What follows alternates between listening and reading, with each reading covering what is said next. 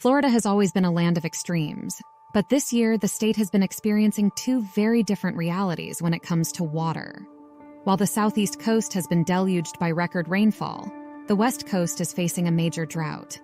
In Miami and Fort Lauderdale, residents have been dodging downpours and battling flooded streets. In April, a single storm dumped nearly 25 inches of rain in some areas, causing widespread flooding. And just in the past 90 days, many parts of South Florida have been inundated again with between 150% and 200% of average rainfall totals.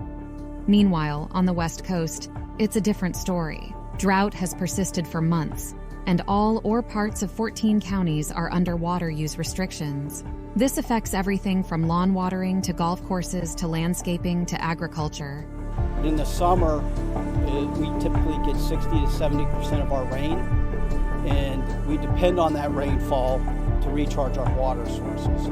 Residents are now limited to watering their lawns just once a week, and only before 8 a.m. or after 6 p.m. Violators can be fined varying amounts depending on the jurisdiction. One of the underground reservoirs Florida relies on, the Mid-Hawthorne Aquifer, is 15 feet lower this year compared with each of the past 4 years. Forecasters are predicting a strong El Niño this winter, which could bring much-needed rain to the region. However, it's important to remember that climate change is making extreme weather events more common. So even with El Niño, Florida will need to be prepared for both floods and droughts in the future. Even as they face their own water challenges, some Florida farmers are leading the way in water conservation.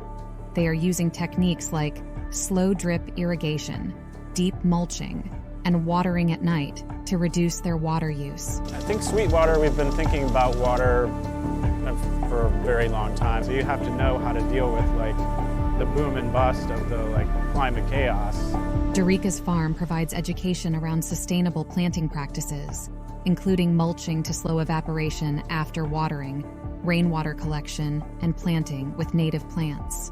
But by learning from both the wet and dry sides of the state, Floridians can begin to prepare for the challenges that a changing climate will bring. I mean, just when you think about organic farming and regenerative farming, you're always thinking about where your water is coming from, how much you're using, how you can conserve it.